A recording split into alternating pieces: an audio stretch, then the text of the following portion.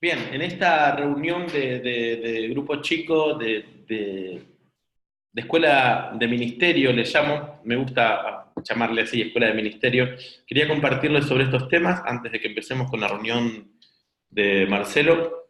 Y el título es Escogiendo líderes, pero es un título muy efímero porque el contenido es mucho mayor. Creo que este tema lo vamos a poder tratar en otra reunión más, porque tiene mucho contenido, pero eh, ciertos puntos en el crecimiento en el sendero. Esto quiero que veamos. Hay distintos tipos de personas. Primero tenemos el simpatizante, aquel que dice, ah, qué interesante, ¿no? Qué interesante estos temas que hablan ustedes, qué lindo, la verdad que yo necesitaría, ¿no? Y está así desde lejos mirando que está bueno los cartelitos, los videitos que comparten o algún mensaje y están ahí, ¿no? Después está el seguidor, el que dice, ah, yo quiero entrar a un grupo y te sigue en una red social y siempre ve, es un seguidor.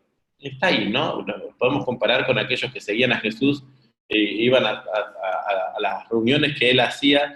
Eran muchos, ¿eh? 5.000, 10.000 personas iban y se juntaban donde Jesús enseñaba. Le pasó lo mismo a Pedro, a Pablo, a Juan.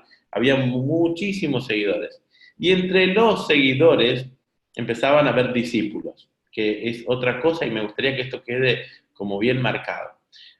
A ver, en los grupos generales de Escuela Espiritual Matrix tenemos simpatizantes, hay muchos, tenemos muchos seguidores, ¿sí? Hay muchos seguidores que están ahí, ¿no?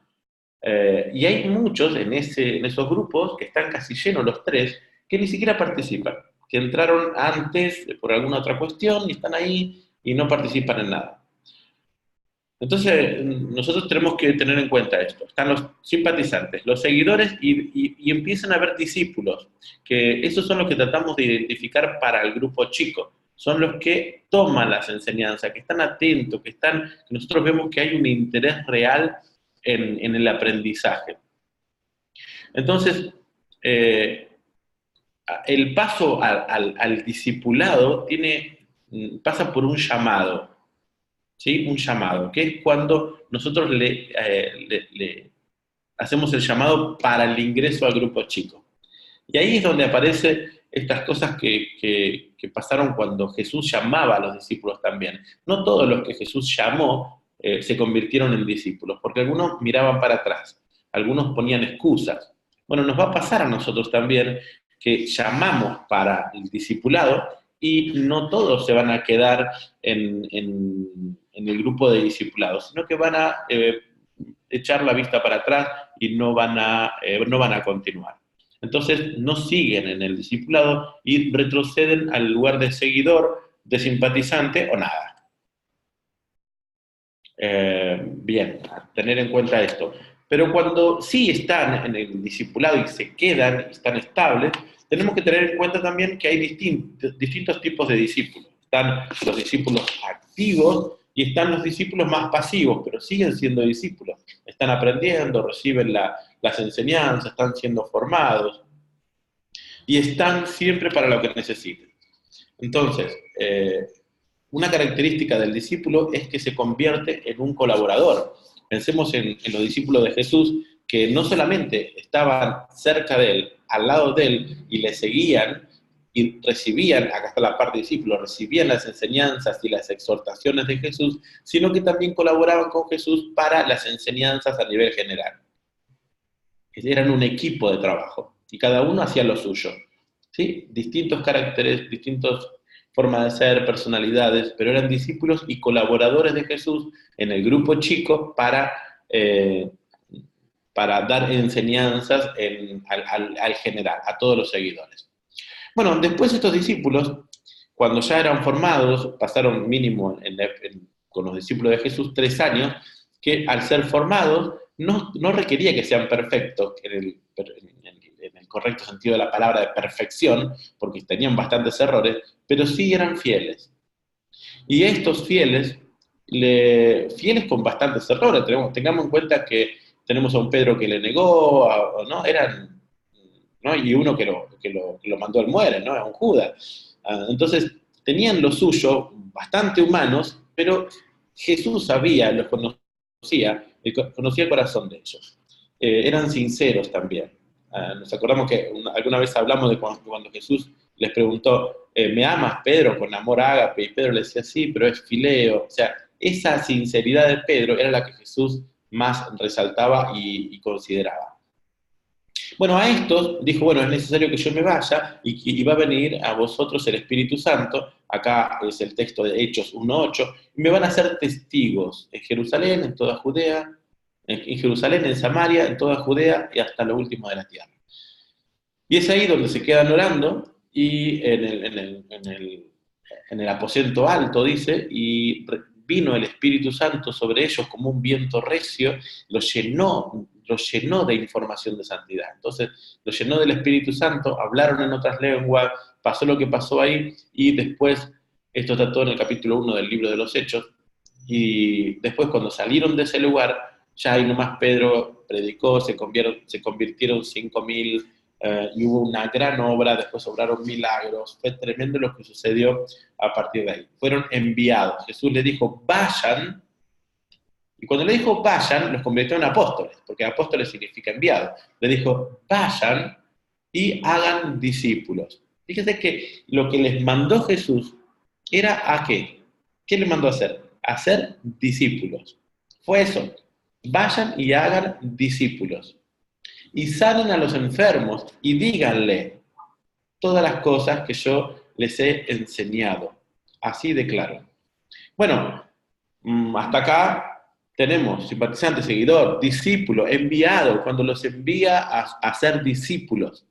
Fíjense, ¿para qué los envió? A ser discípulos. ¿Cuál es el modo? Obrar milagros y enseñar. Bueno, y acá vemos después ministerios varios en la iglesia, que estaban, ahora lo vamos a leer, los apóstoles, los profetas, evangelistas, pastores, maestros, o sea que había diferentes dones, capacidades que tenían los discípulos o los enviados, tenían diferentes capacidades. No sé, hoy en día le llamaríamos, se conoce como inteligencias múltiples. Tenían diferentes capacidades y Dios usaba esas diferentes capacidades a favor del pueblo, a favor de la iglesia. Y es la iglesia toda la que hace la obra del ministerio. Y ahora vamos a ver eso con un texto bíblico que está bastante interesante. Pero antes quiero leer esto. En el libro de los Hechos, capítulo 6, verso 1 al 4, está así textual como está acá. En aquellos días, como creciera el número de los discípulos, había muchos discípulos. Fíjense, ¿qué es lo que crecía? ¿El número de seguidores? No, crecía el número de discípulos. Hubo murmuraciones de los griegos contra los hebreos, chumelillo, ¿no? De que las viudas de aquellos eran desatendidas en la distracción diaria. Entonces los 12, o sea, los principales, el primer grupo, el primer priorato, los 12 convocaron a los discípulos y le dijeron, no es justo que nosotros dejemos toda la palabra, la enseñanza para servir en las mesas. Buscad pues hermanos de entre vosotros, a 7 varones de buen testimonio, llenos del Espíritu Santo y de sabiduría, a quienes encarguemos de este trabajo y nosotros persistiremos en la oración y en el ministerio de la palabra. Entonces, acá vemos que había una necesidad que hizo que buscaran otros líderes para el servicio. Que sean ¿de dónde era? De entre nosotros. Esto es importante también porque podemos cometer el error de que nos gusta a alguien de otro lado y lo metemos. ¿Puedo preguntar algo? Sí. Sí, Eclesia es, ¿qué cosa es en sí? ¿Era el lugar en donde se reunían o qué es? Claro, gracias, Carmita, muy bien. Eclesia es una unión de dos palabras, ek y klesia. Esto significa los llamados afuera. Ek tiene que ver con fuera, y klesia de kletos, llamados. Entonces, era en aquel tiempo, en el área política, era el grupo de ancianos, también era una iglesia, el grupo de ancianos de una ciudad que se juntaban afuera de la ciudad. ¿Se acuerdan que las ciudades en ese tiempo estaban cercadas por muros? Se reunían afuera para no estar mezclados entre todos y tomaban las decisiones políticas del pueblo.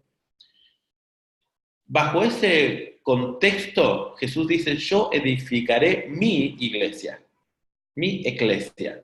Es decir, yo voy a convocar un grupo fuera del mundo, los voy a llamar afuera del mundo y ellos van a tomar las decisiones del mundo, sobre el mundo. Es tremenda la palabra eclesia, considerándolo con el contexto. Vamos de vuelta, un grupo de personas que eran fuera de la ciudad y tomaban las decisiones que se iban a regir sobre el pueblo. La iglesia era lo mismo, era llamados afuera del mundo para tomar las decisiones. Miren qué autoridad y qué responsabilidad tenía la iglesia con el mundo. Se iban a tomar las decisiones sobre el mundo. Tremendo. Bueno, esa iglesia eran todos los llamados afuera, no eran solamente los apóstoles, no eran los enviados, eran todos los discípulos. Los discípulos eran la iglesia. ¿Mm?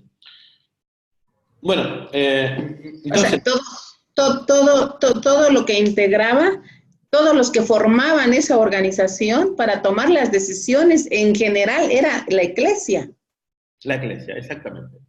Y era la cabeza de la iglesia, que era del cuerpo, era Cristo, ¿no? Y todo estaba lleno del Espíritu Santo. El Espíritu de Cristo, en la iglesia, el espíritu de benevolencia, da vuelta, gira entre toda la iglesia, donde el pensamiento crístico, para ponerle otro nombre, es la cabeza. Y nos vamos a regir. Porque ¿cómo nos damos cuenta que una decisión está bien tomada o alguien puede votar o no votar en esto? Es que esté acorde a la cabeza.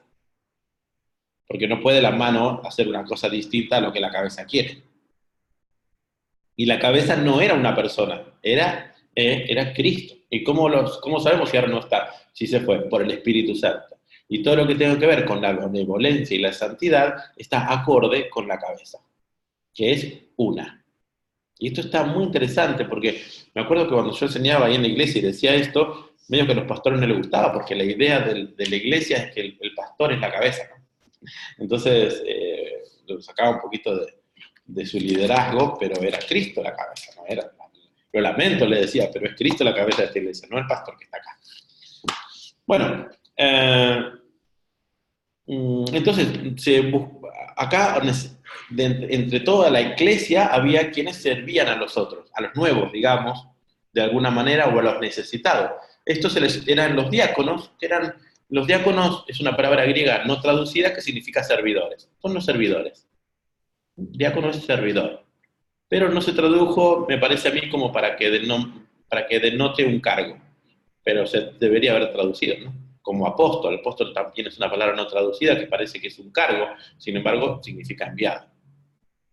Bueno, la necesidad hizo que buscaran líderes que sean de entre el grupo, que estén llenos del Espíritu Santo. Miren qué importante. Que sean llenos del Espíritu Santo, que tengan espíritu de benevolencia en el corazón. No puede una persona que critique, que juzgue, que hable mal, que no tenga buen espíritu, ocupar un lugar de liderazgo dentro de la iglesia, ¿no? Tenía que estar lleno y de buen testimonio, ¿no? Que tenga buen testimonio. No puede ser una persona de mal testimonio, que la gente hable mal de él. No podía ser. Y por último, de sabiduría, ¿no? Lleno del Espíritu Santo y de sabiduría. Miren qué importante. Que sean personas sabias, una persona necia, una persona necia, que no entienda, que no comprenda, que sea duro. Bueno, esa persona no podía estar en el liderazgo. Tenía que ser, según este texto bíblico, lleno de sabiduría y lleno del Espíritu. Bueno, el punto 6, a quienes se les pueda encargar un trabajo, miren, que hay gente que no se les puede encargar un trabajo porque no lo va a hacer, ¿no? La responsabilidad. Que estemos prestos a aprender, Claro. a escuchar, a dejarnos guiar. Predispuesto, claro. Que se le pueda encargar un trabajo y que haya predisposición. A aprender, a enseñar, porque si no, bueno, no se le puede encargar. Imagínense que me encargan algo y yo no lo hago. No puedo. Bueno, bueno, para seguir encargados en la oración en el ministerio, esto tenía que ver en ese tiempo con que algunos se iban a encargar más fuerte en la oración y la enseñanza y otros en otras cuestiones, que era cuestión de organización. Entonces, se entendía en ese tiempo que funcionamos como un cuerpo, unos como mano, otros como pies, otros como, cada uno una función, y así no puede la mano pretender ser pie y no puede el hombro pretender ser, no, entonces decía, bueno, cada uno que ocupe con alegría el lugar que tiene en el cuerpo de Cristo. Y acá viene una parte que a mí me encantaría que nos tomemos el tiempo necesario para estudiar, que es el libro de Efesios capítulo 4, y les pido encarecidamente que demos lectura y que si ustedes tienen una Biblia, que no sé si la marcan y lo ponen en señalador, pero que de tanto en tanto la leamos, porque el capítulo 4 de Efesios es tremendo para nosotros que estamos en el ministerio, porque no sé si sabían, pero están en el ministerio. Se los cuento, si no lo sabían, ya está. Medio tarde para avisarlo, pero ya está. Bueno, la iglesia, en esta parte, yo tengo acá mi Biblia, miren, me traigo un predicador, así tengo acá mi Biblia, pero lo voy a leer ahí que está más fácil. Dice, yo pues, preso en el Señor, Pablo estaba preso, en calabozo, por hablar en contra de los dioses de aquellos tiempos, y bueno, no caía bien, estaba preso. Bueno, os ruego, dice, miren qué lindo esto, os ruego. A mí me encanta cada palabra de la Biblia, me gusta así, exprimirla. Dice, os ruego, decía Pablo.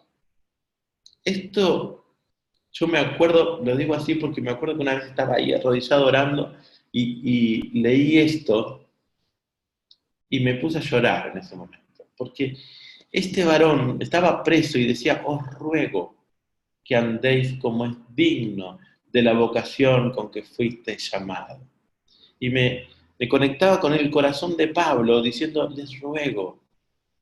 Me pareció tan bonito y conmovedor. Os ruego que andéis como es digno de la vocación con que fuisteis llamado. ¿No? ¿No les parece bonito esto?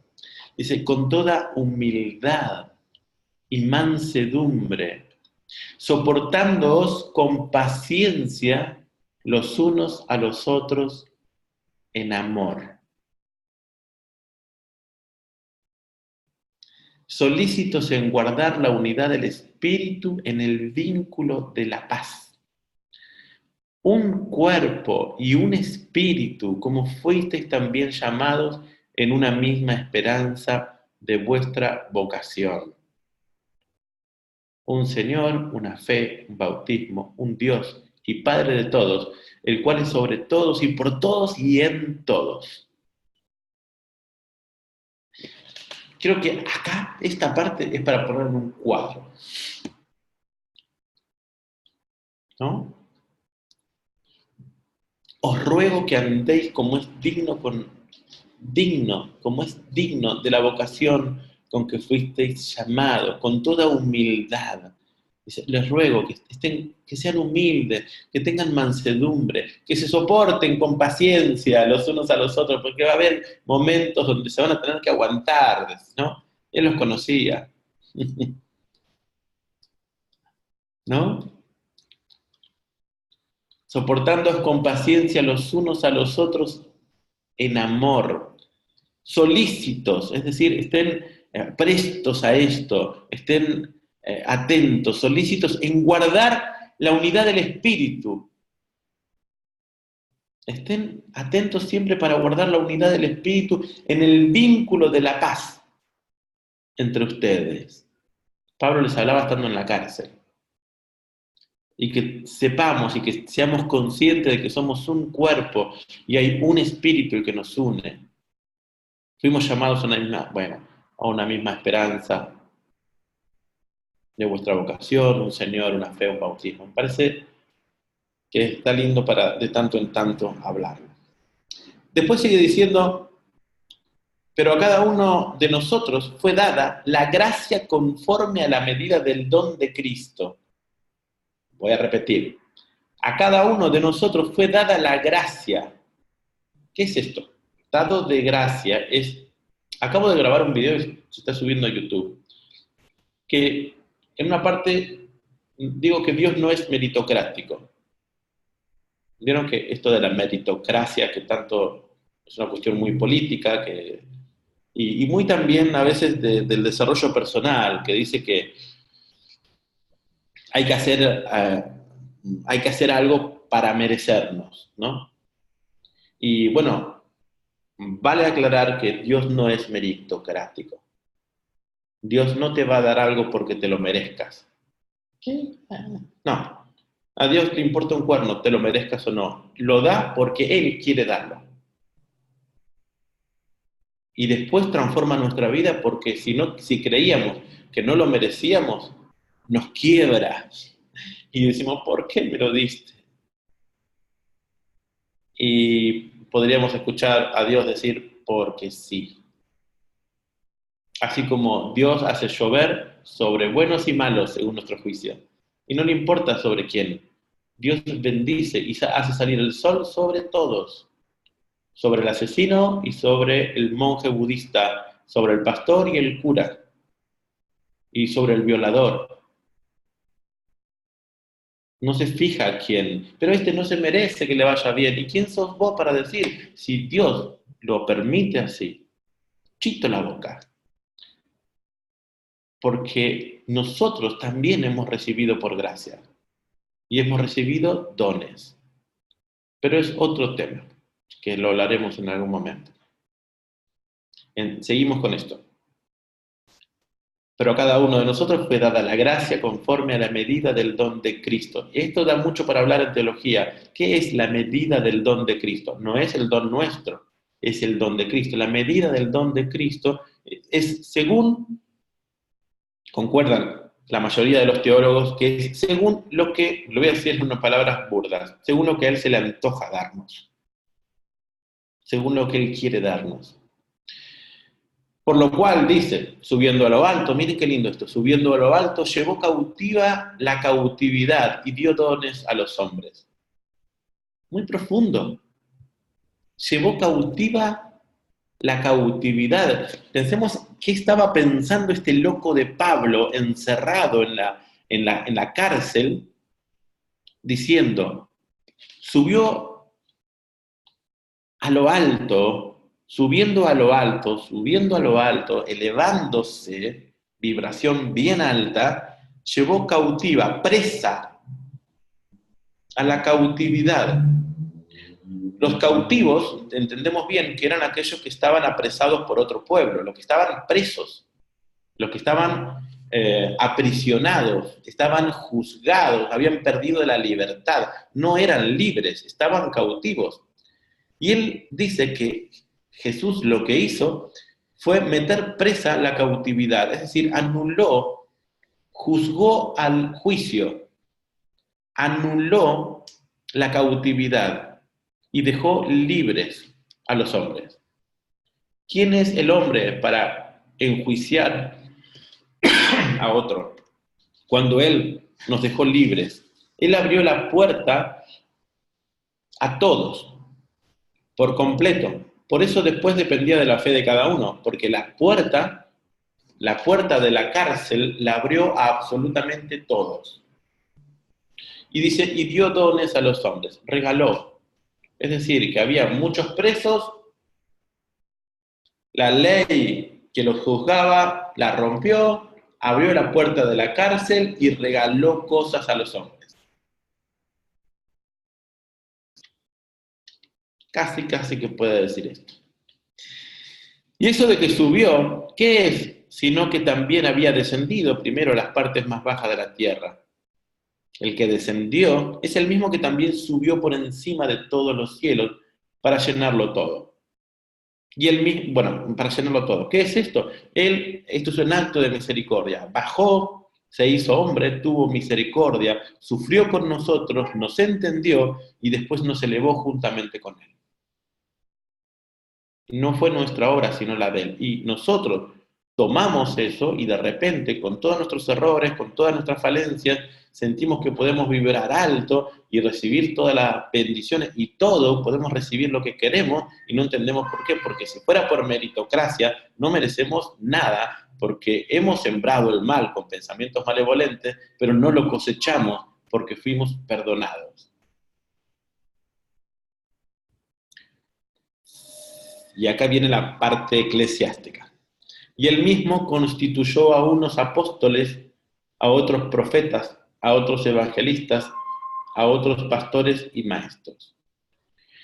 Fíjese que entre los que fueron libres y fueron ante este mensaje crístico, simpatizante, y algunos seguidores, y algunos pasan a caminar en el camino o en el sendero del discipulado, y entre todos estos dice que Dios constituye a unos apóstoles, o sea, a unos los va a enviar, son enviados a seguir haciendo la obra, enviados a abrir grupos y obras nuevas.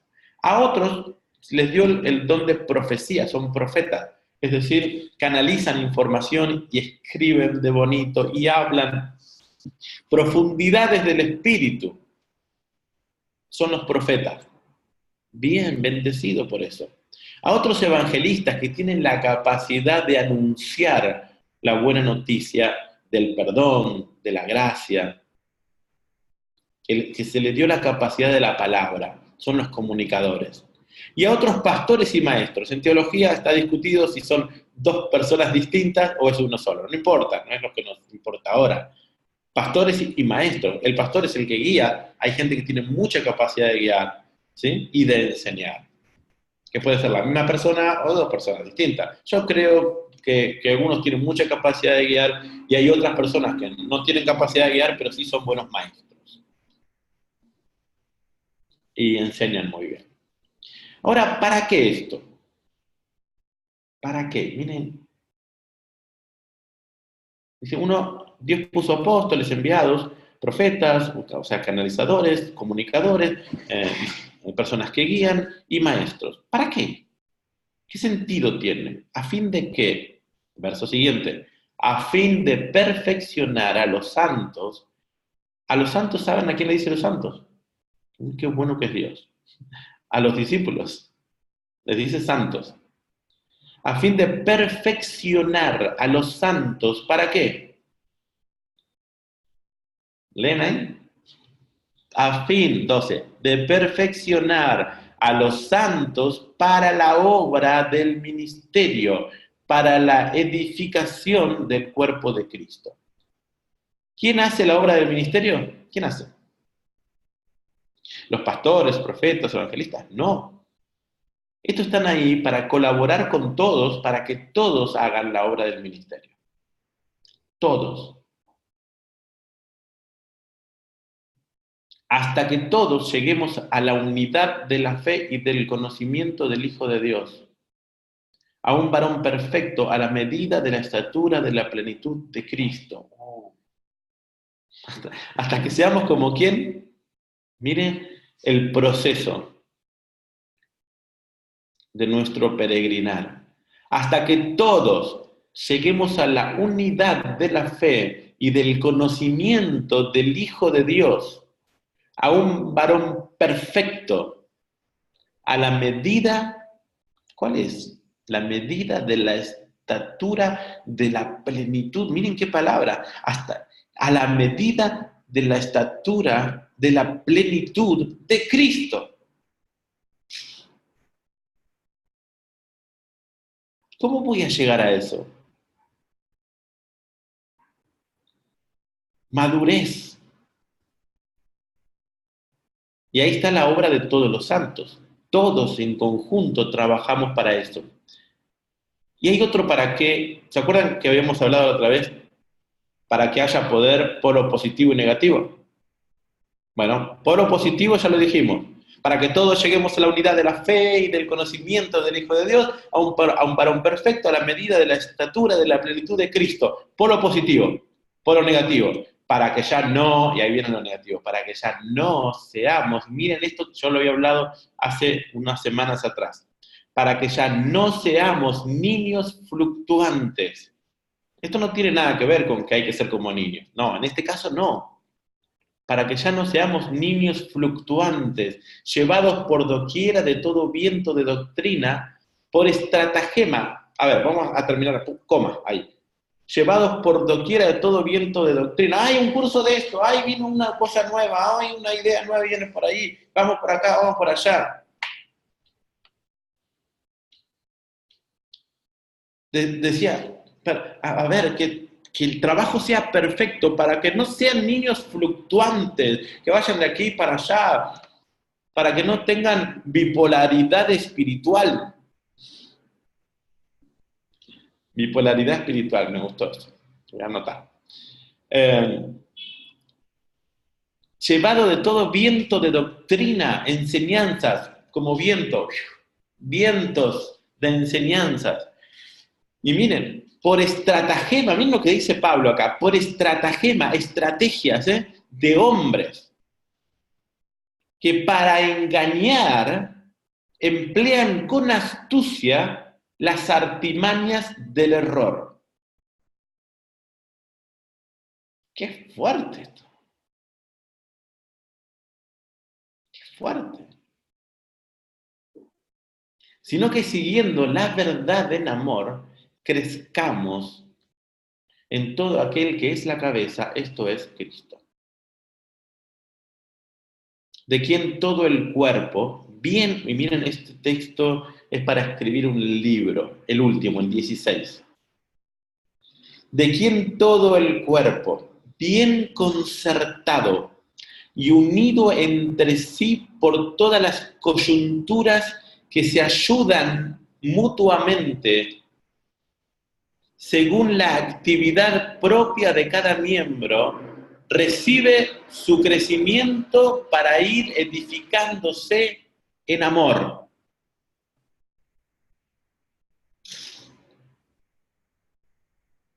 Voy de vuelta con eso. De quien todo el cuerpo, todos los discípulos, bien concertado. ¿Qué es esto? Concertados, unidos, miembro con otro miembro, unidos entre sí. No es cada uno que haga su vida, no. Acá nos está invitando a algo mucho más profundo, es un compromiso mutuo. Mi mano está comprometida con mi muñeca. Mi muñeca tiene que pasarle sangre, mi mano recibirla y enviarla de vuelta. Tendones, ligamentos, está unido. Si no, no funciona. Si no, se muere. Ay, qué lástima cómo esa persona estaba y ahora no está más. Lo hemos dejado. Lo abandonamos. No le pasamos sangre. Se durmió, se murió.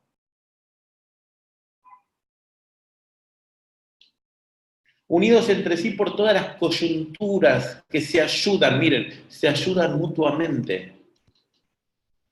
Según, o sea, ¿y cómo puedo yo ayudar al otro en esta, ¿se acuerdan de esto? Dependencia, independencia, en esta interdependencia de miembros. Se ayudan mutuamente según la actividad propia de cada miembro. Bueno, a ver, yo hago esto, yo hago aquello, yo sé hacer esto, yo sé enseñar, yo sé hablar, yo sé levantar una pared, yo sé reparar un techo. Yo sé hacer esto, te ayudo, porque esta es mi actividad. Se ayudan mutuamente según la actividad propia de cada miembro y recibe su crecimiento para ir edificándose en amor. Todo acto que haga que crezcamos en amor. Es tremendo esto. ¿Para qué estamos acá nosotros, este grupo chico? ¿Para qué?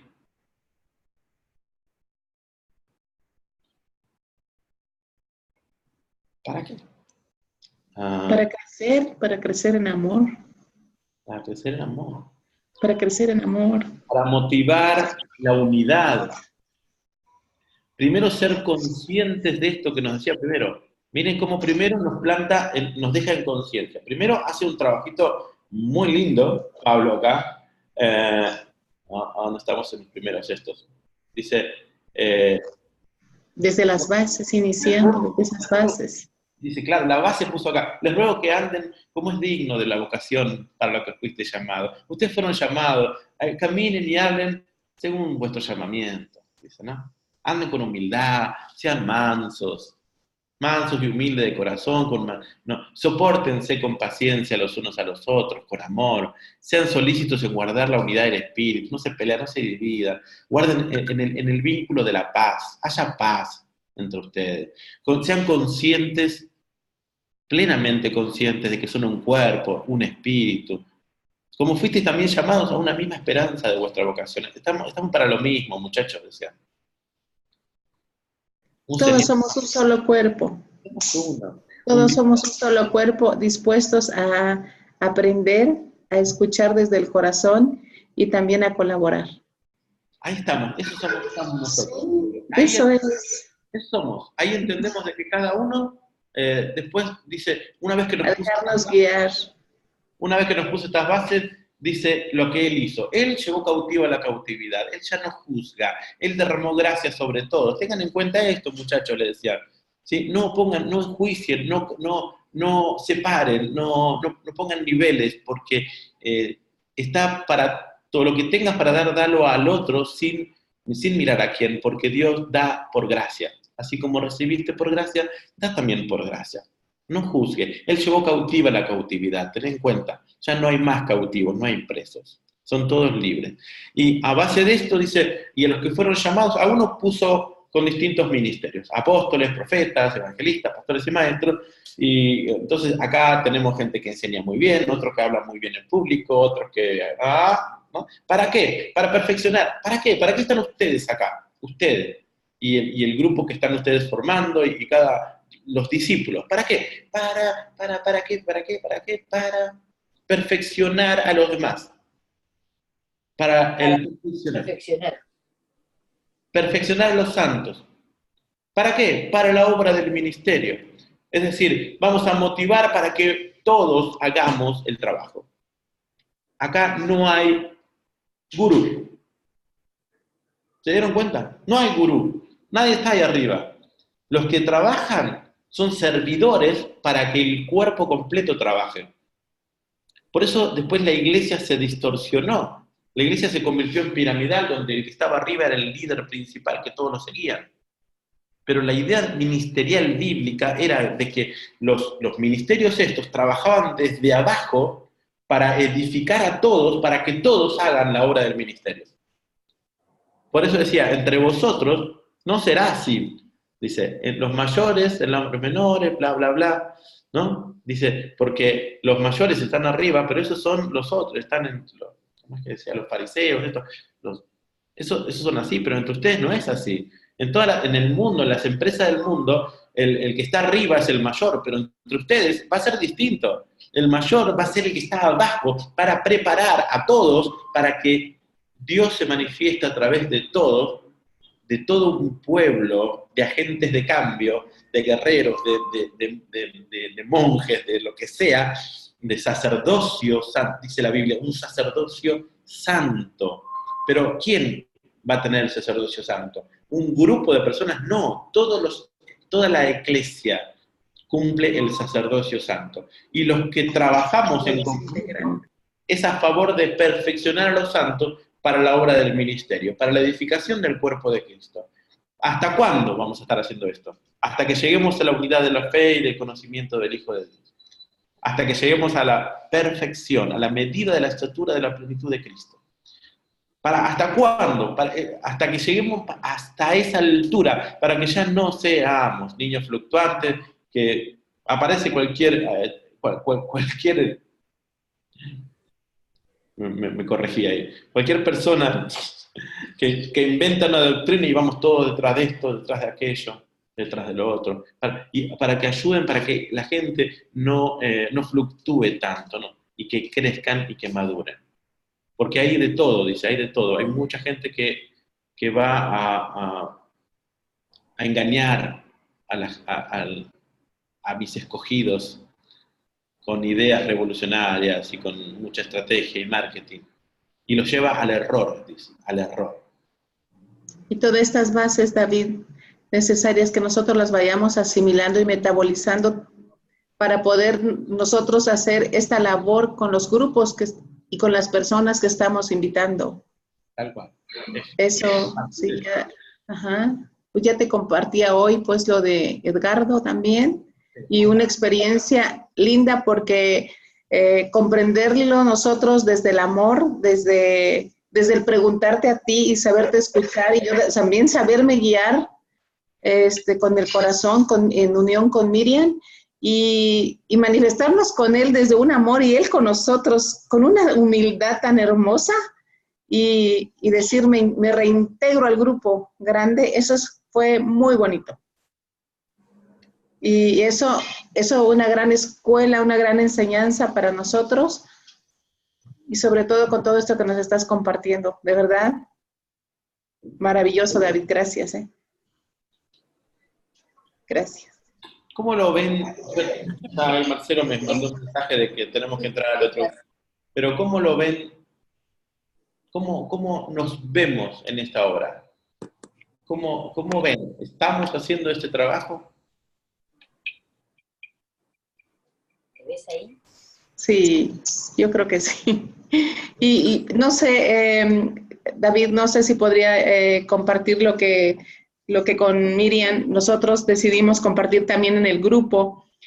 Ayer enviamos un texto en donde también nosotros quisiéramos que hubiera una retroalimentación basada en todos estos puntos que tú nos estás brindando en este momento, en donde realmente ahí en ese escrito nosotros plasmamos que es lindo que tengamos retroalimentación, en donde nos inviten en qué podríamos mejorar, sobre todo, qué podríamos hacer, qué podríamos cambiar.